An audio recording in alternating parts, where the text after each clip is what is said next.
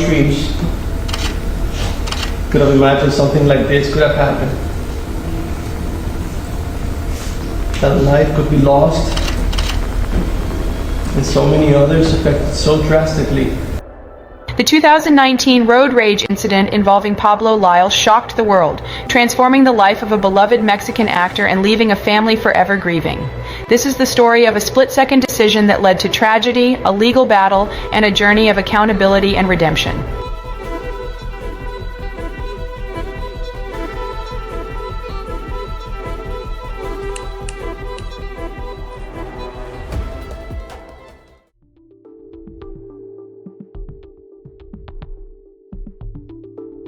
The tragic road rage incident involving Pablo Lyle unfolded on March 31, 2019, on the bustling streets of Miami, Florida. What began as a heated exchange ended in heartbreak and legal battles that captured international attention. Lyle, a Mexican telenovela star renowned for his roles in beloved dramas, found himself at the center of a manslaughter case that would ultimately reshape his life. The chain of events began when Lyle was a passenger in a car driven by his brother-in-law, Lucas Delfino. As they approached an intersection, they encountered 63-year-old Juan Ricardo Hernandez. Allegedly angered by Delfino cutting him off, Hernandez exited his vehicle and pounded on the window of their car.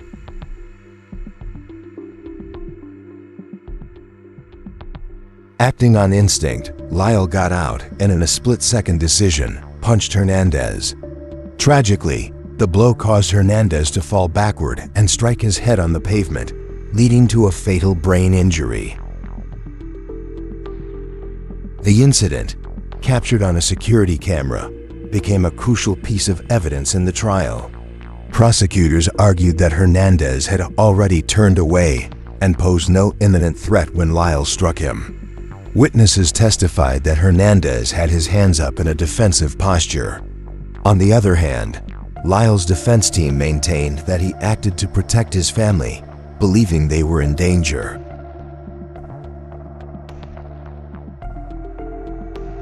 Hernandez was rushed to the hospital, but despite medical intervention, he passed away 4 days later. His death not only devastated his family, but also ignited a complex legal battle for Lyle. Initially charged with second-degree murder, the case was later reduced to manslaughter. The trial, which began in October 2022, brought to light conflicting narratives of fear, instinct, and accountability.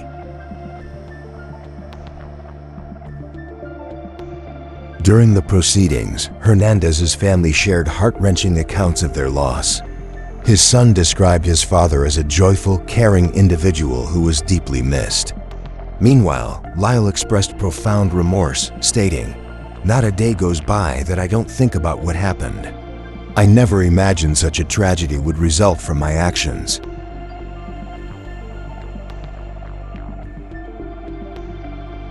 After deliberating, the jury found Lyle guilty of manslaughter. On February 3, 2023, he was sentenced to 5 years in prison, 8 years of probation, 500 hours of community service, and mandatory anger management classes. The sentence, while lenient compared to the maximum of 15 years he faced, reflected the court's recognition of Lyle's remorse and the complexity of the situation.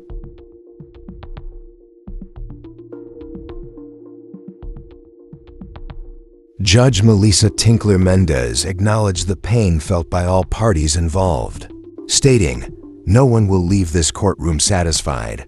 The pain caused by this incident is immeasurable." Lyle's defense vowed to appeal the conviction, arguing that he acted within Florida's Stand Your Ground law. Nonetheless, the sentence marked the end of a highly publicized chapter in Lyle's life, leaving lasting scars on everyone involved.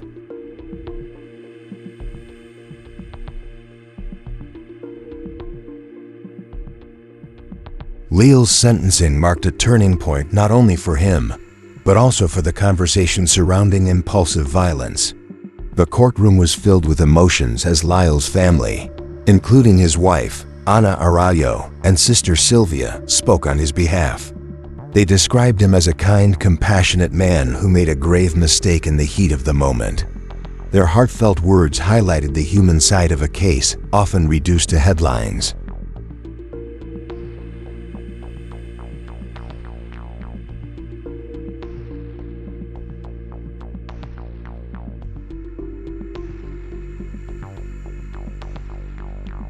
For Hernandez's family, however, the sentence brought little solace. They believed justice was not fully served, given the devastating impact of his death. A video statement from Hernandez's mother, still residing in Cuba, added a poignant layer to the proceedings as she pleaded for accountability in her son's memory.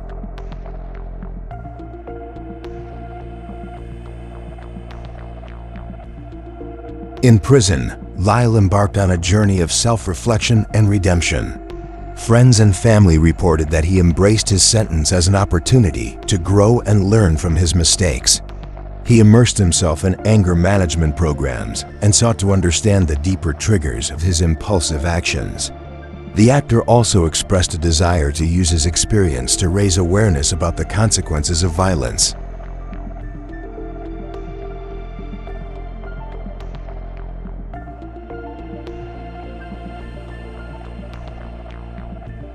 Despite his efforts to move forward, Lyle's life remained under intense scrutiny.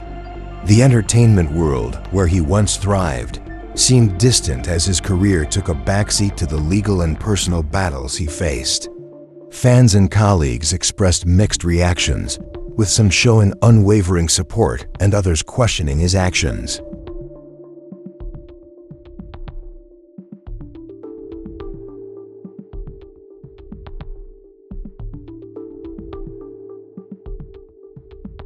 Adding to the tragedy, Lyle's mental health came under strain during his time in prison. Reports revealed that he struggled with feelings of guilt and isolation, often revisiting the events of that fateful day. The weight of his actions was evident in every statement he made, underscoring his deep remorse.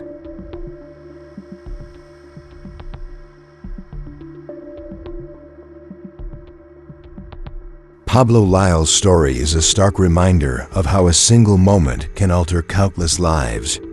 His impulsive reaction during a road rage incident not only claimed the life of Juan Ricardo Hernandez, but also shattered his own career and personal life. The tragedy serves as a cautionary tale about the devastating consequences of anger and impulsivity.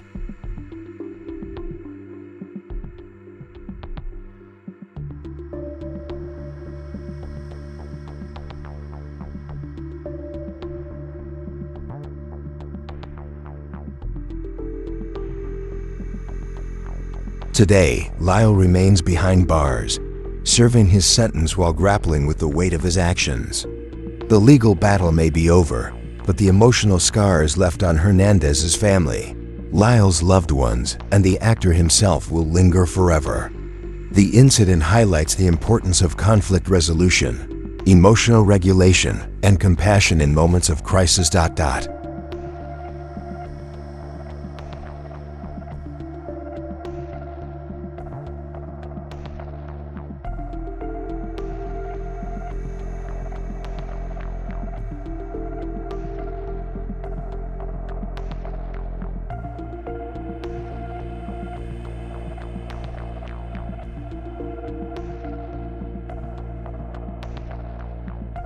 As we reflect on this case, let it remind us of the power of restraint and the value of patience.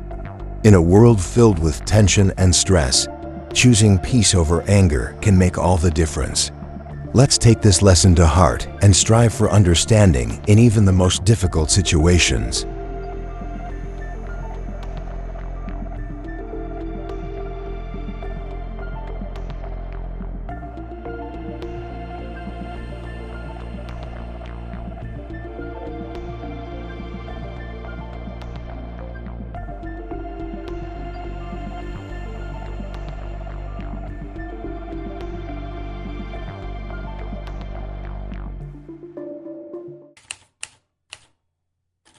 All right, so are you ready for a deep dive?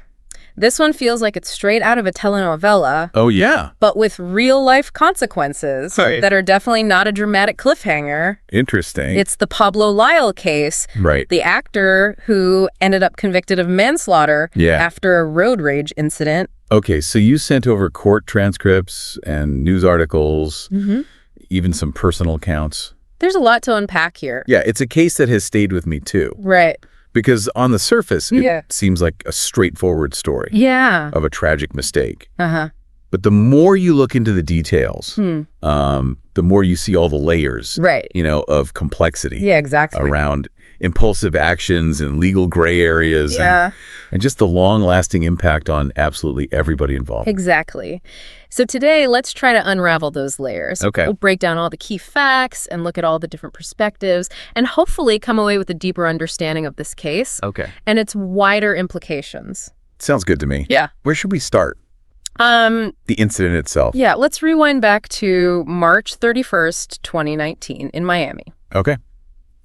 Lyle was a passenger in a car driven by his brother-in-law.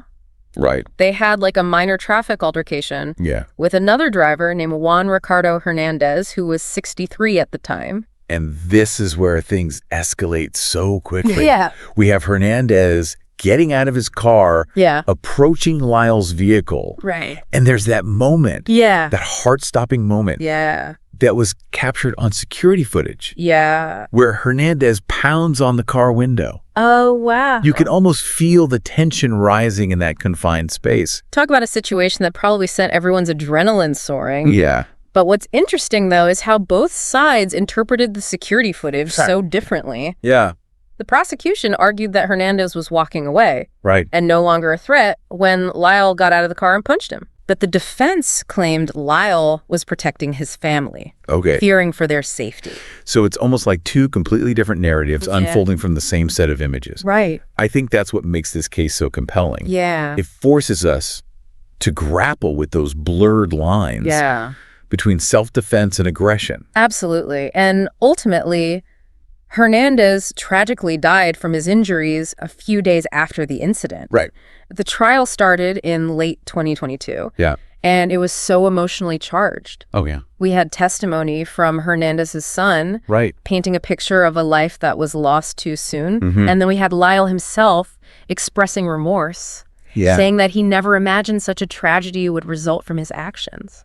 It's that expression of remorse that I find so interesting. Really? It makes you think about the psychological and emotional weight Yeah. of taking a life, even if it's unintentional. Uh-huh. Does remorse genuinely change someone? Wow.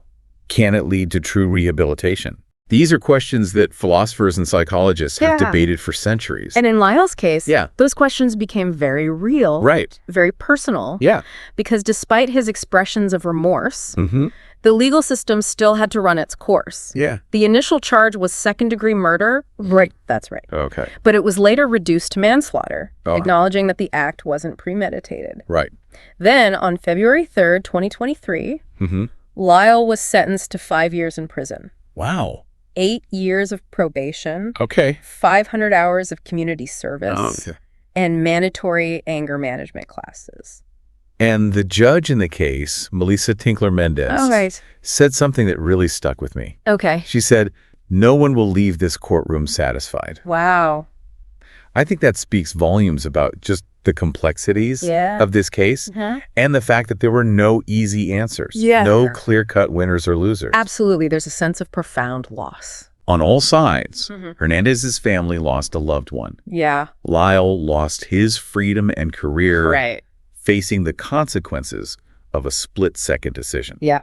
That changed everything. Wow. And this is where Lyle's defense strategy becomes crucial. Yeah. Because they initially argued that his actions were protected under Florida's Stand Your Ground law. Okay, now we're getting into the legal weeds a bit. Okay. For those of us who aren't legal experts, Yeah. can you break down what the Stand Your Ground law actually means? Okay. How does it apply to a situation like this? So essentially, Stand Your Ground laws remove the duty to retreat Okay. in the face of a perceived threat. Mm-hmm.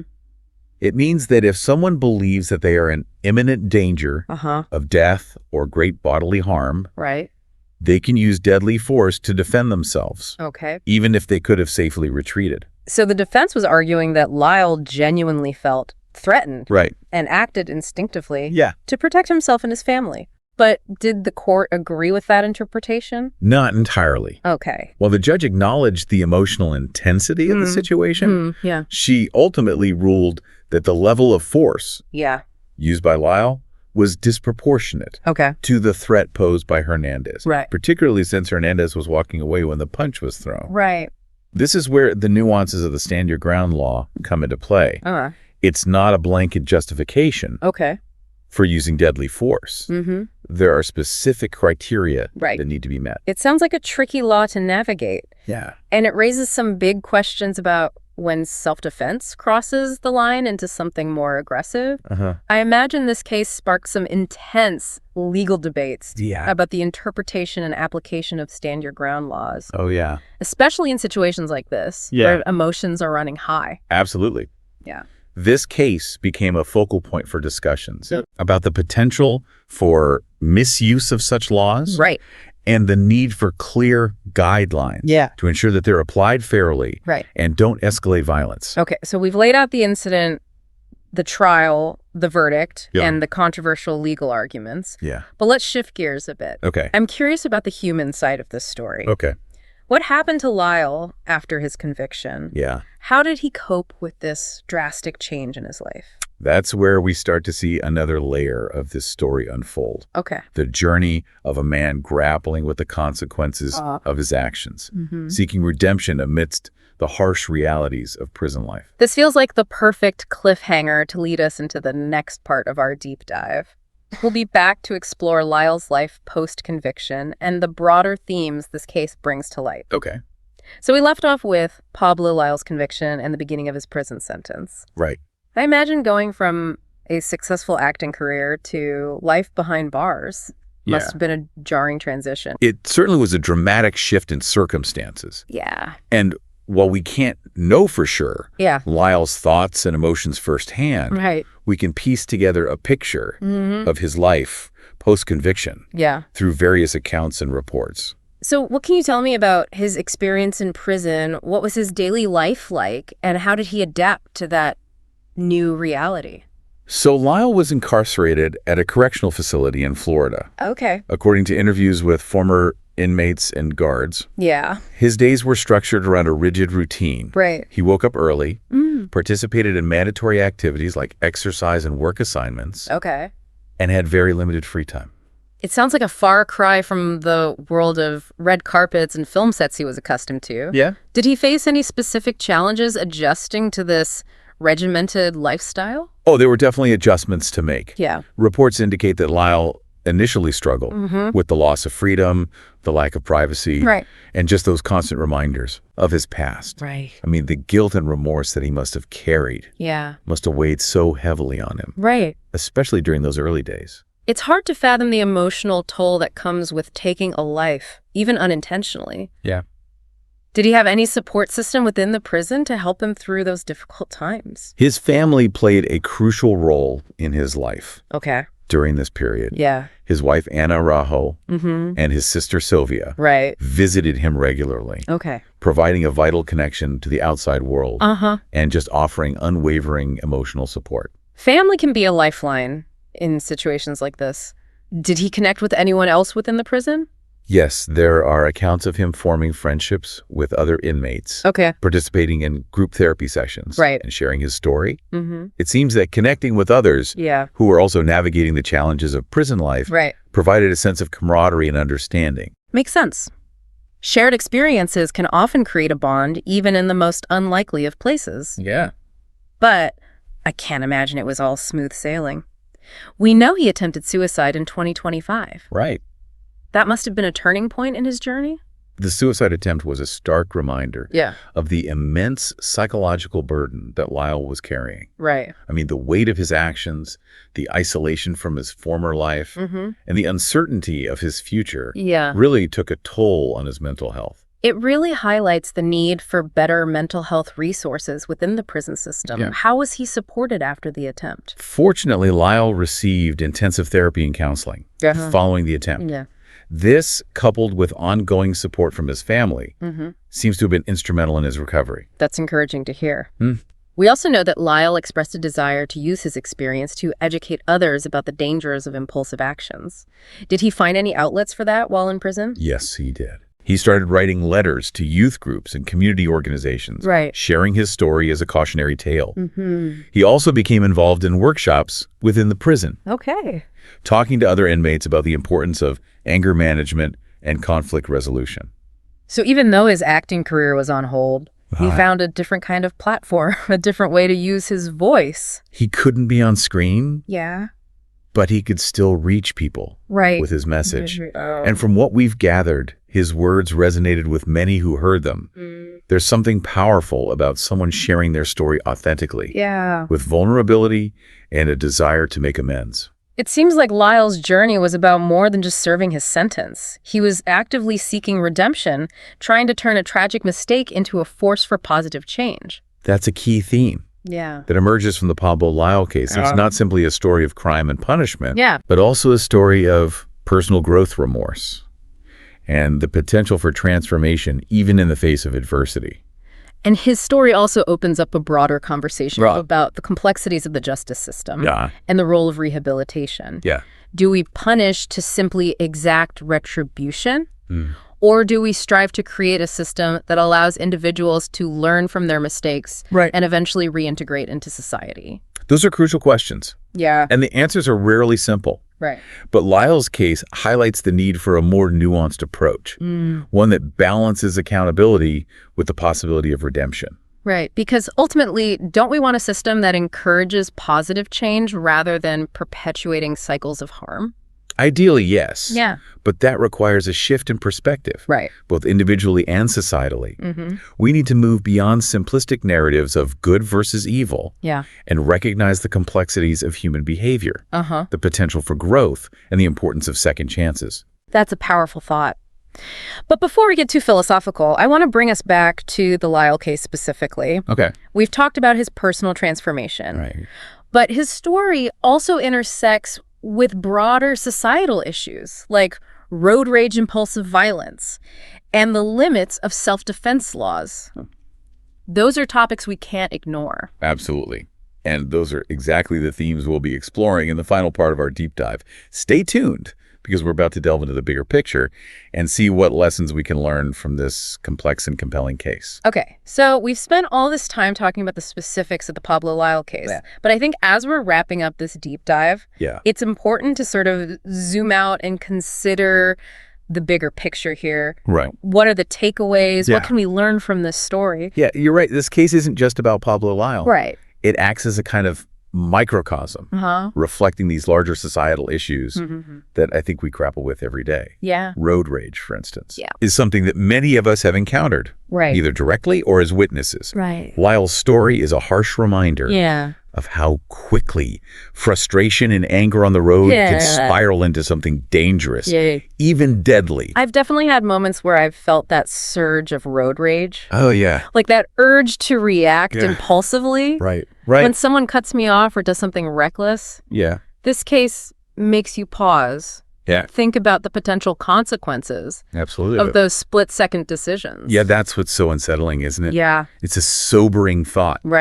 That any of us, in a moment of heightened emotion, could make a choice that irrevocably alters our lives and the lives of others.